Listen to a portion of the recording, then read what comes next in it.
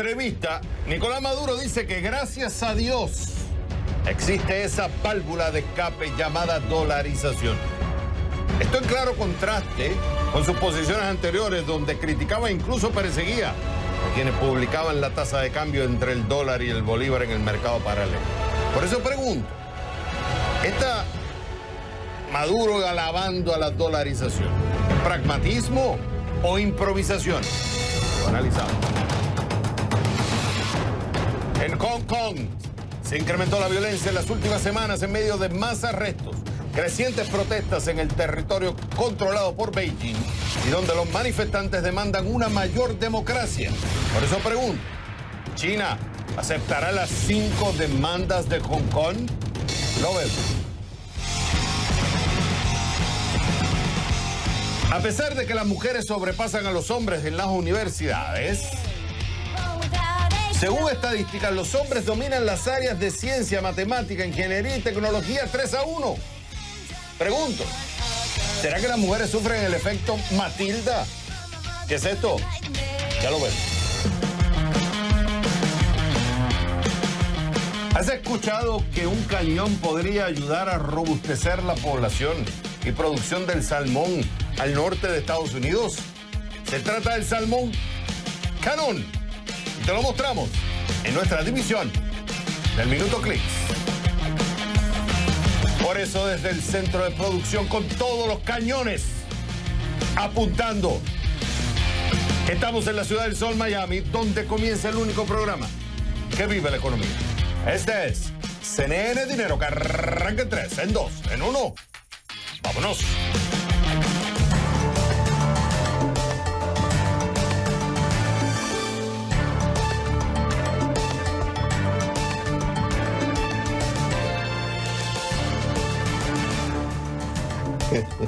Hola mi gente, bienvenidos a CNN Dinero.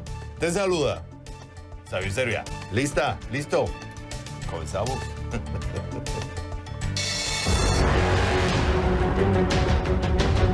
En una entrevista, Nicolás Maduro dice que gracias a Dios existe esa válvula de escape llamada dolarización.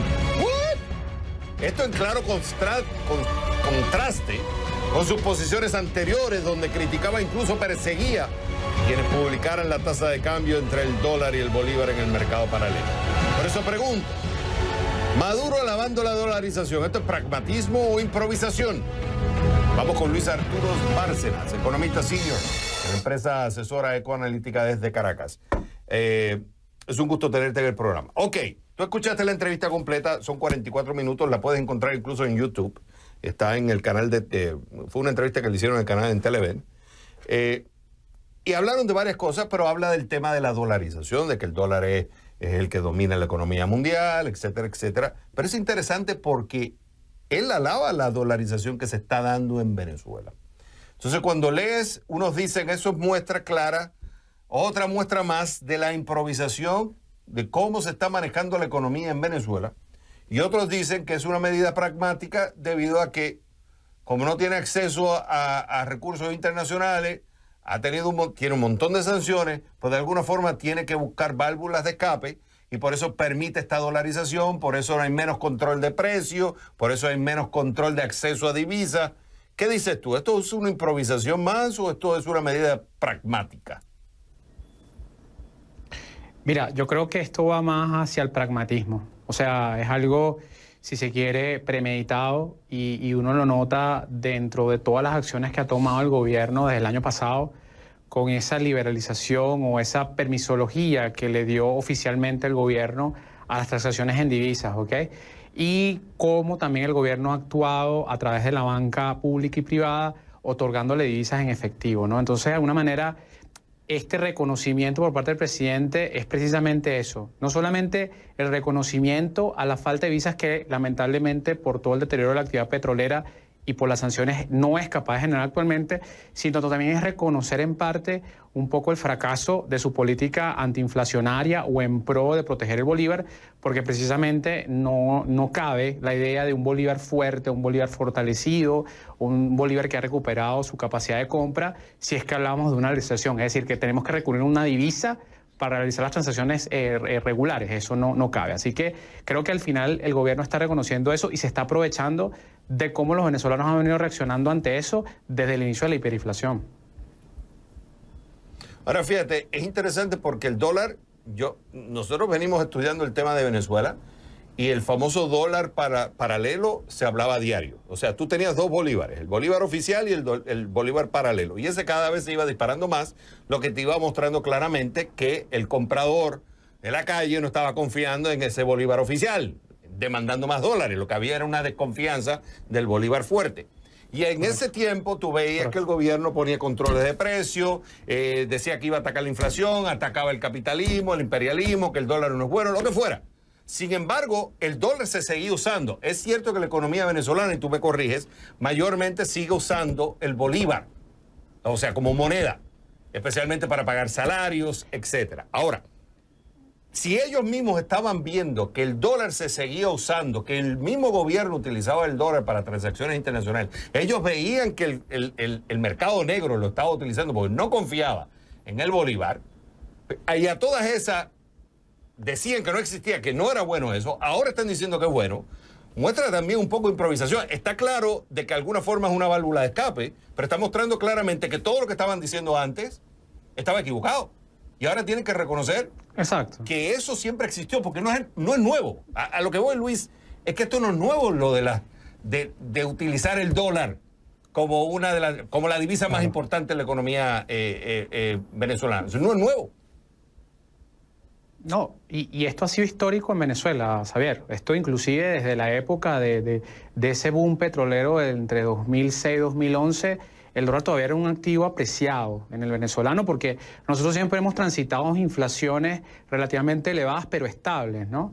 Entonces, de alguna forma tú tienes razón en la improvisación, pero más que improvisación es que de alguna forma el gobierno dejó de lado o satanizó un poco todas las transacciones en divisa con la confianza, digamos, ingenua, si se quiere decir, en sí mismo, en las políticas que iba a emprender y en el éxito de esas políticas. O sea, yo creo que el gobierno, de alguna manera, y es una opinión muy particular, confiaba en que iba a bastar simplemente con esta restricción tan abrupta del crédito como motor de esa adquisición de divisas tan desaforada que ha tenido el venezolano, o las restricciones de esos bonos directos, los bonos de la patria, las bonificaciones directas como medio para tratar de controlar la presión del dólar y estabilizar el bolívar. Lamentablemente se ha dado cuenta que no es suficiente con eso, no es suficiente con liberar mercados y esperar que los actores privados vengan y nutran el mercado directamente con $2, con unos dólares que ya estaban transados, como tú dices, en un mercado no oficial, y de alguna forma ahora el gobierno ha, no vamos a decir rectificado, pero sí se ha dado cuenta que a parecer no puede él solo con esta poca credibilidad del bolívar, y ha dado, digamos, su brazo a torcer en parte con el tema del uso del dólar como momento de cambio. Ojo, esto no cambia para nada, Luis, o no es un cambio de 360 grados en su dirección de política. Él sigue controlando ciertas cosas, sigue habiendo controles férreos sobre el crédito y... Luis, me quedan 30 segundos. Entonces, ¿por qué lo hacen? Si antes las señales económicas prácticas te estaban diciendo que la gente utilizaba el dólar, habían ciertos sectores dolarizados, ellos lo veían, no lo reconocían públicamente. Sigue estando, eso no ha cambiado, incluso más todavía se está usando el dólar en ciertos sectores, ahora lo reconocen. ¿Por qué reconocerlo ahora públicamente? ¿A quién le están mandando el mensaje? Le están mandando el mensaje al sector privado. O sea, es decirle al sector privado, mira, yo reconozco que hay un problema, yo reconozco que tú puedes de alguna forma hacer los negocios que puedas hacer o que estás acostumbrado a hacer si yo te doy ese permiso. Con anterioridad no tenías el tema, por ejemplo, de sanciones y todas las restricciones que esto imponía sobre la generación de recursos. Con anterioridad esa generación de recursos te permitía de alguna forma esconder esa realidad, mantener un tipo de cambio oficial por debajo del tipo de cambio no oficial y tratar de darle al mercado una señal equivocada de estabilidad cambiaria. Hoy no tiene esa fuerza a nivel de divisas y de alguna forma decirle eso al sector privado es decirle al mercado, mira, ven tú con las divisas y ayúdame tú, entre comillas, a resolver este problema porque yo soy de alguna forma incapaz de generar la estabilidad cambiaria que necesita el país y necesita precisamente el bolívar para seguir funcionando. Y eso eran los conocedores y los doctos en el manejo de la economía. Esos son los que dicen, si nosotros ponemos al gobierno a manejar los asuntos económicos, somos exitosos. La historia no la estoy Yo no estoy inventando, está ahí. Está incluso por uno de los mismos actores. Él es Luis Arturo Bárcenas, economista senior de la empresa asesora Ecoanalítica. Fue un gusto haberte tenido en el programa. Cuando regresemos a CNN Dinero. En Hong Kong se incrementó la violencia en las últimas semanas en medio de más arrestos, crecientes protestas en el territorio controlado por Beijing y donde los manifestantes están demandando una mayor democracia. Voto universal. Por eso pregunto, ¿estará China lista para aceptar las 5 demandas de Hong Kong? Lo vamos a discutir con Luis Ignacio Agüero, profesor investigador de la Universidad de El Salvador, de Buenos Aires, al volver a The Number. En Hong Kong se incrementó la violencia en las últimas semanas en medio de más arrestos, crecientes protestas en el territorio controlado por Beijing y donde los manifestantes demandan una mayor democracia. Pregunto, ¿China aceptará las 5 demandas de Hong Kong? Para eso me voy con Luis Ignacio Agüero, el profesor investigador de la Universidad de El Salvador, desde Buenos Aires. Luis, es un gusto tenerte en el programa. Le llaman las famosas 5 y no una, o sea, las 5 o nada, en otras palabras. Y es uno de los cánticos que según reportan desde Hong Kong, es el cántico que se repite. Y fíjate que ha ido incrementando la presión. No quieren echarse para atrás los que protestan, tampoco el gobierno. Entonces uno se pregunta, al final es Beijing, acá. ¿Cuál va a ser la decisión de Beijing? Ellos piden 5 puntos. Retirar el proyecto de ley de extradición en su totalidad, investigar las denuncias de brutalidad policial, cambiar el calificativo de revuelta a una de las protestas de junio, liberar a los manifestantes arrestados. Y la número 5, a mi parecer, es la más trascendental. Es la que ellos están pidiendo que se aprueben las 5, pero esta número 5 es la que Beijing estará dispuesto a ceder, que es implementar el sufragio universal en Hong Kong. ¿Estará China dispuesto a permitirle a los ciudadanos en Hong Kong que puedan votar de forma universal y libre? Qué gran pregunta esa. La verdad que la situación ha venido escalando en violencia desde este último medio año que se empezaron a suceder estos eventos. La realidad es que hoy nos encontramos frente a una situación que se le está volviendo inmanejable al gobierno de Hong Kong. Por un lado, las protestas que se han masificado, que han ido hacia los centros de estudiantes, hacia las universidades, donde la policía está siendo en muchos casos sobrepasada y donde, obviamente, como tú has dicho, la respuesta ahora pasa por ver qué va a hacer Beijing a todo esto. Este domingo próximo habrá elecciones para los consejos distritales en Hong Kong y ahí se van a medir un poco las fuerzas sobre cuánto hay de apoyo a esta visión pro-Beijing y cuánto hay de apoyo a una versión quizás un poquito más liberal de lo que es esto que se da en Hong Kong actualmente. Vamos a ver en estas elecciones si hay riesgo de que no sucedan, hay riesgo de que se suspendan por la violencia, lo que podría catapultar aún más violencia en el futuro y más protestas de un grupo que cada vez está más radicalizado. Fíjate que he estado leyendo entrevistas de personas que participan en las protestas y lo que reflejan los que están en la calle. Dicen que la razón principal que ellos no se mueven, a pesar que muchos están cansados, dicen, es ahora o nunca. La única forma es seguir presionando y seguir presionando hasta que uno de los dos ceda. Y ellos dicen, nosotros no vamos a ceder, tiene que ceder Beijing. Yo te pregunto a ti, hasta ahora, si no me equivoco, son 1.200 personas que componen el gobierno, de las cuales 777 son escogidas a dedo. Muchos de ellos son hombres de negocios que tienen negocios o personas representativas de negocios que tienen contacto, digamos, tienen conexión con China. O sea, Beijing está metida desde el punto de vista político. Y ellos lo que están pidiendo es que sean elecciones libres y universales. Si Beijing, ¿qué pierde Beijing si permite esto? Si permite cambiar las reglas de juego. Claro, para los que protestan, los que están a favor de una democracia más liberal y abierta, estarían a favor de esto. Pero si Beijing cede, ¿qué pierde Beijing? Bueno, desde 1997 se creó este tema de una China, dos sistemas, No, pareciera que Beijing esto de los dos sistemas mucho no le agrada y que quiere que haya un sistema único donde no prevalezca o donde el otro sistema no sea democrático. Por el otro lado, de aquellos que habían aceptado este tema de dos sistemas y una China, parecen no aceptar el tema de una China que sea de una sola manera y homogénea, sino que hay varias situaciones que son diferentes y obviamente el estatus de Hong Kong la hace muy diferente. China tiene bastante en juego aquí, estratégicamente si uno va en el largo plazo, o sea, cuando se dio en 1997 la devolución, muchos de los que estaban en Hong Kong esperaban que hubiera un traspaso de China hacia un régimen más moderado, pero la realidad es que China ha logrado mantener un régimen centralizado como buen régimen comunista, con una muy férreo control de las libertades civiles, y esto no es del agrado de un país que ha estado acostumbrado, o Hong Kong que ha estado acostumbrado a tener muchas libertades civiles. Por el otro lado también está el tema de Taiwán, que puede ser quien siga luego. Entonces hay bastante en juego aquí para China. Veremos cómo se desenvuelven los eventos. Es un tema importante, no tan solo de efecto en Hong Kong y China, es un tema de efecto global.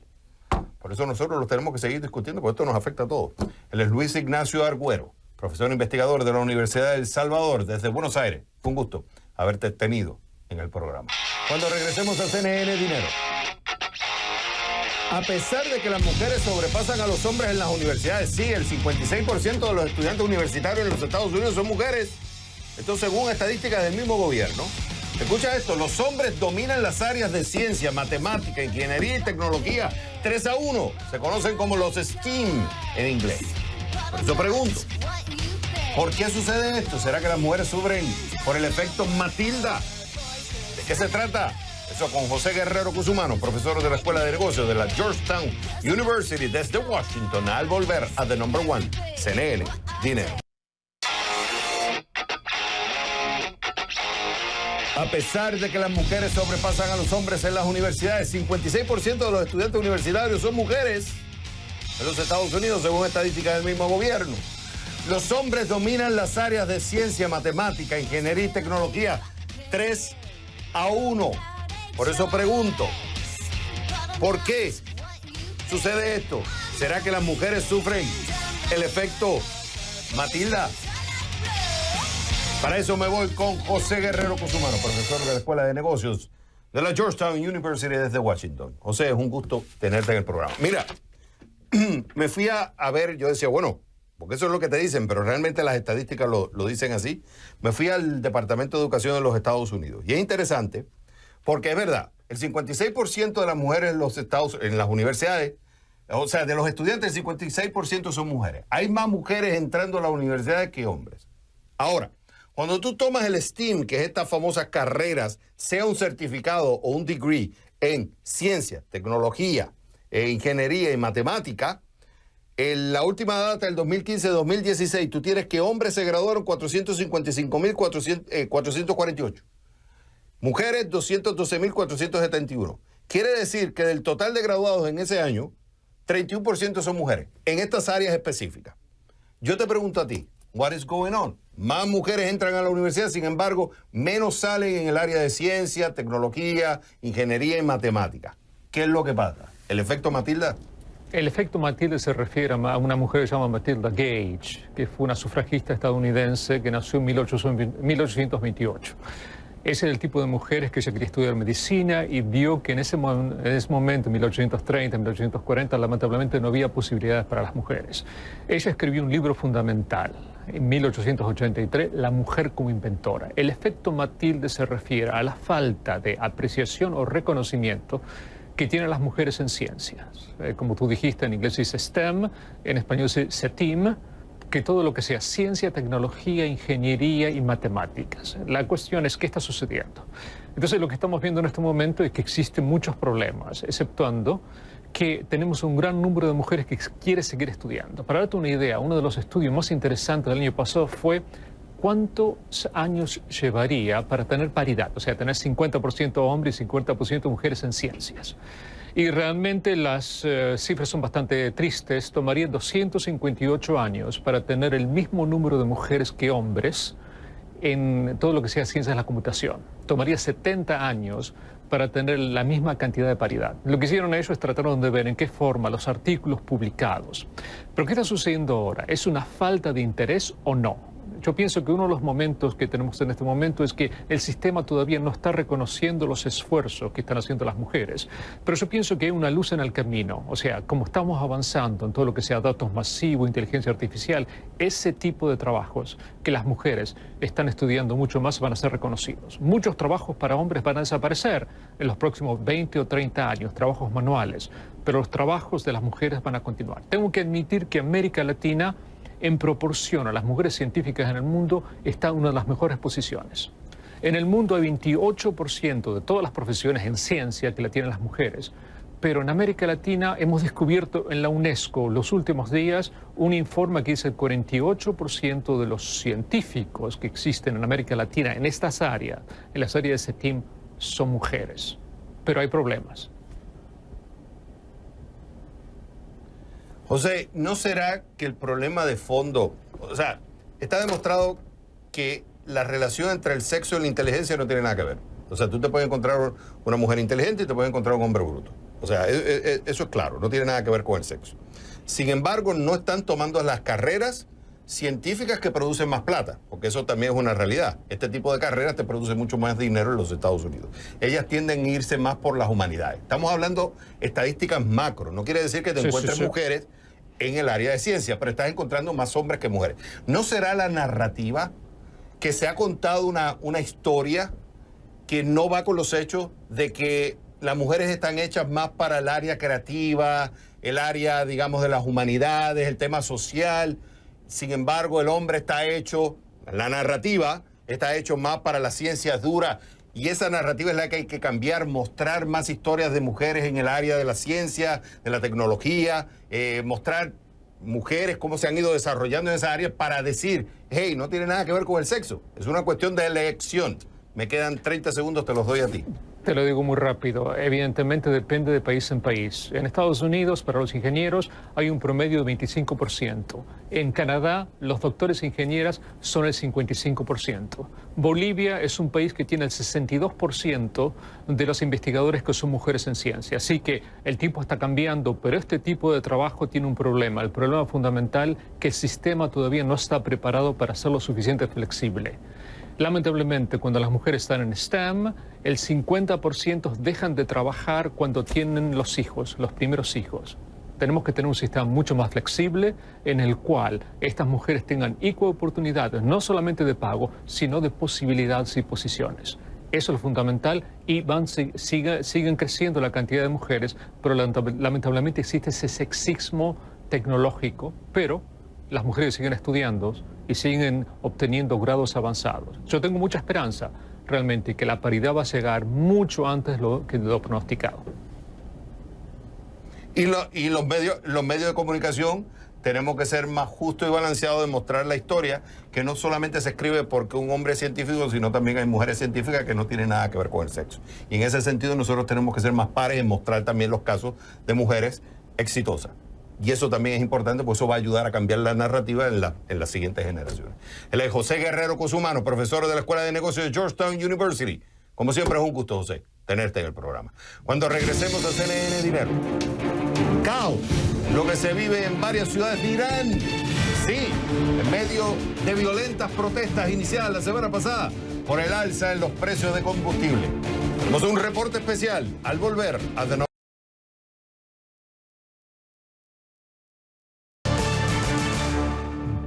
Caos es lo que se vive en varias ciudades de Irán, incluso en Irak, en medio de las violentas protestas iniciadas la semana pasada por el alza en los precios de combustible. En respuesta, el ministro del Interior anunció que las fuerzas de seguridad tomarían acción contra los manifestantes si se continuaba el vandalismo.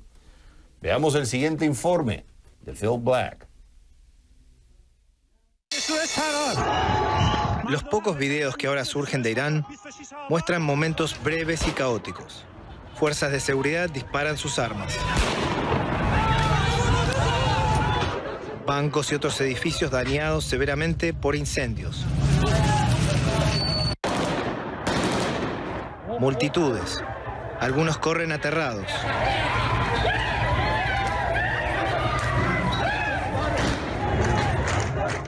Otros juntos, decididos y cantando contra el gobierno de Irán. En este video, la gente merodea en el ambiente inquietante y humeante después de la violencia en la ciudad de Shiraz. La perspectiva mundial de los eventos en Irán ha sido reducida por un apagón casi completo de Internet. Pero estas imágenes que han surgido en las redes sociales parecen mostrar una efusión inmediata y dramática de enojo en todo el país por parte de la gente harta de condiciones económicas duras y lo que ven como un liderazgo corrupto.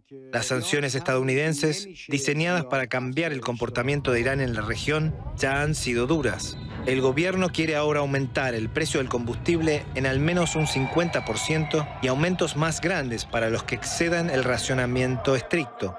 El gobierno iraní dice que el aumento de precio es necesario para ayudar a las familias más pobres de Irán y culpa a Estados Unidos por incentivar disturbios y sabotaje. Phil Black, CNN, Londres.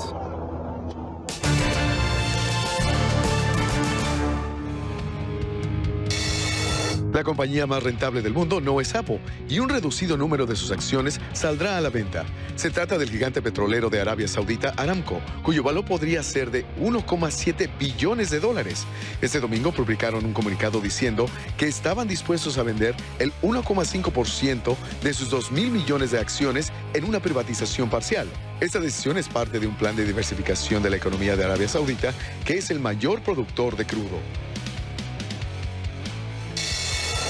El fundador de SoftBank, Masayoshi Son, trabaja para lograr una fusión por $30.000 millones entre dos grandes compañías de Internet de Japón.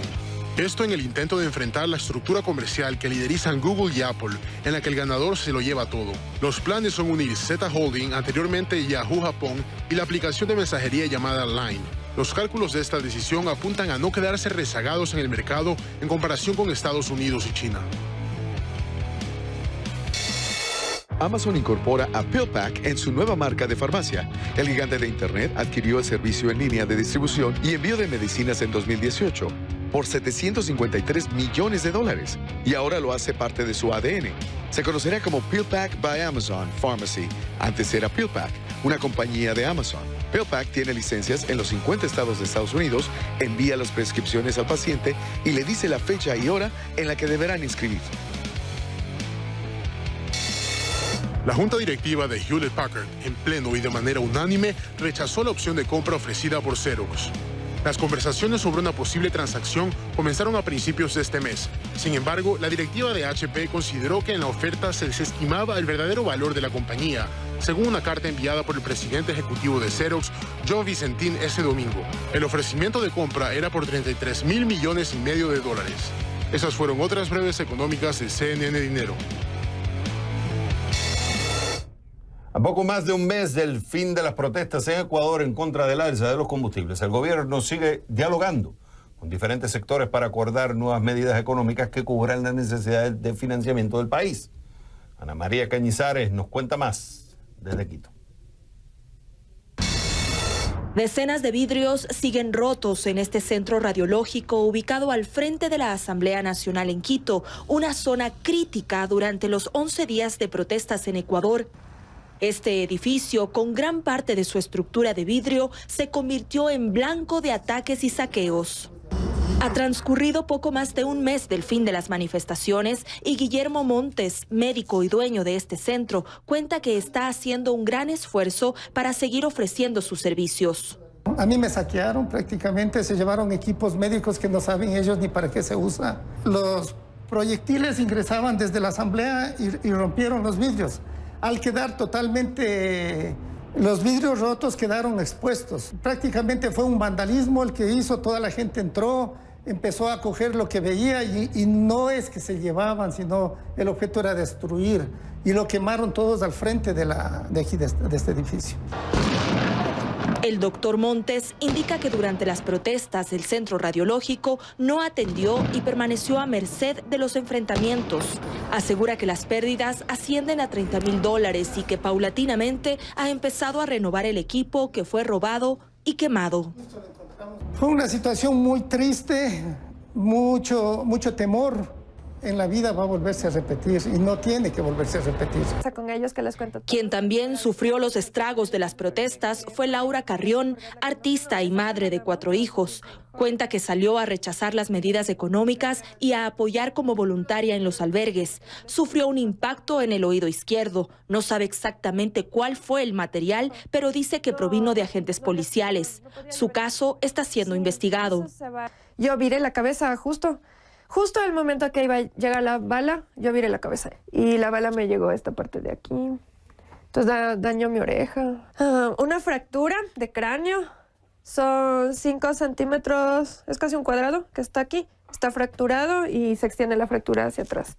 Carrión no ha podido retomar sus actividades. Ella da talleres de música con instrumentos de viento. Por prescripción médica no puede tocarlos para evitar complicaciones debido a la lesión auditiva. Sin embargo, asegura que está dispuesta a volver a protestar en la calle. No nos van a hacer tener miedo, sí. No, o sea, si el paro vuelve, yo vuelvo al paro, sí, porque es defender a mi familia también. Gracias. La Comisión Interamericana de Derechos Humanos concluyó la misión de observación en Ecuador el 30 de octubre y presentará un informe en diciembre sobre las protestas. Por su parte, el presidente Lenín Moreno, quien se mantiene dialogando con diferentes sectores sociales, se comprometió a tomar las medidas legales correspondientes si el informe final de la CIDH determina que se cometió algún exceso. Para CNN, Ana María Cañizares, Quito. Cuando regresemos a CNN Dinero, ¿has escuchado que un cañón podría ayudar a robustecer la población y producción del salmón al norte de Estados Unidos? Se trata del salmón Cannon. Y te lo mostramos en nuestra división del Minuto Clicks al volver a The Number One. CNN. Ahora, ¿por qué no echamos un vistazo a algunos de los índices accionarios y de monedas al cierre? Come on, baby. Let's go.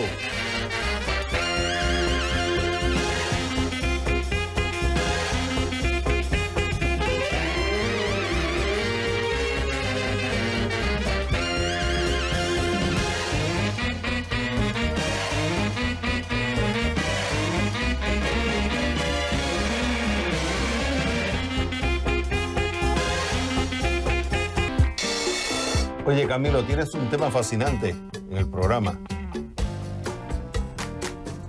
Es un tema fascinante e inquietante. Estamos preguntándonos si los curas son los otros enemigos de Daniel Ortega, porque en estos momentos la Catedral de Managua está tomada por la policía, la iglesia de San Miguel Arcángel de Masaya está tomada desde el jueves. Hay 15 personas adentro, no hay medicina, no hay luz, no hay agua, no hay alimentos. ¿Qué pretende Daniel Ortega con estas tomas policiales contra la iglesia? Lo analizamos de inmediato con gente que está dentro de esas iglesias. Señores, es Camilo en solo momento.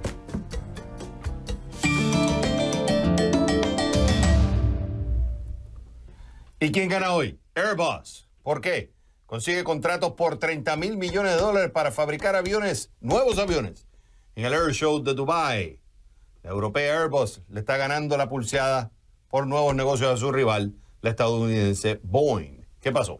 La aerolínea Emirates, con sede en Dubái, anunció el lunes que ordenó 50 aeronaves A350 o A350 de Airbus, dándole al fabricante europeo un papel destacado en su flota, que ya incluye Airbus A380 y el Boeing 777.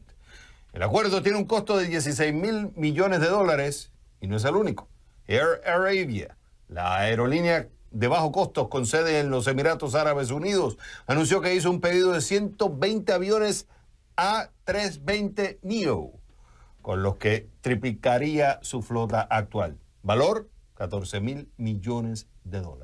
Y los contratos de Airbus pueden ser la envidia de sus rivales. ¿Por qué? Porque durante su día inaugural, es decir, el domingo, el Dubai Air Show no logró que se produzcan las grandes ventas. El evento es conocido por servir de antesala para grandes acuerdos comerciales en la industria aeronáutica. Claro, aún no hay esperanzas. Los $30,000 millones de Airbus podrían ayudar a generar entusiasmo para que se produzcan más acuerdos antes de que el evento concluya el jueves. ¿Cómo reaccionó el mercado? En Estados Unidos las acciones, los ADR, American Deposit Receive, subieron durante el día, pero terminaron levemente a la baja Algo similar pasó en la bolsa de Francia. Pero porque consiguió contratos por $30.000 millones para fabricar nuevos aviones, Airbus se lleva hoy la medalla de oro de CNN, dinero. ¿Y quién pierde hoy? WeWork. ¿Por qué? Despedirá miles de empleados. La firma de bienes raíces que ofrece espacios de trabajo compartidos para individuos o compañías, fundada en el 2010 en New York, continúa con la mala noticia. Este lunes Marcelo Claure, su presidente ejecutivo, confirmó que los despidos son inminentes. ¿Cuántos trabajadores se verán afectados? 12.000. No, más de 12.000. ¿Qué pasa? El fantasma de los despidos está instalado en el ánimo de la compañía desde hace unos 2 meses, después que falló el intento de sacarla a bolsa. Desde entonces se les había dicho a los empleados que vendrían recortes, pero no se tenían muchos detalles. Es que apenas después de presentar los documentos para salir a bolsa, tuvo que anunciar que agregaría nuevos miembros a la Junta, haría una revisión de su estructura de gobierno corporativo y su ahora ex CEO tuvo que reembolsar millones por una marca registrada que vendió a su propio negocio. El caso de WeWork es uno que muestra el riesgo de trabajar para una startup tecnológica de alto vuelo. Mientras que algunos empleados vieron que su riqueza en papel una vez se disparó gracias a que la valoración en el mercado privado de la firma, que llegó a los $47.000 millones, ahora se ha desplomado a una fracción de eso. Según informe, la tecnológica retrasó los despidos porque no podía permitirse pagar la indemnización antes de aceptar un rescate masivo de SoftBank. Y claro, aunque el mundo de la tecnología nada está escrito en piedra y la firma podría revertir el rumbo pronto, sin embargo, por los despidos masivos de esta semana y todos los escándalos que están saliendo y todas las historias, WeWork se lleva hoy la medalla de cartón de CNN, dinero.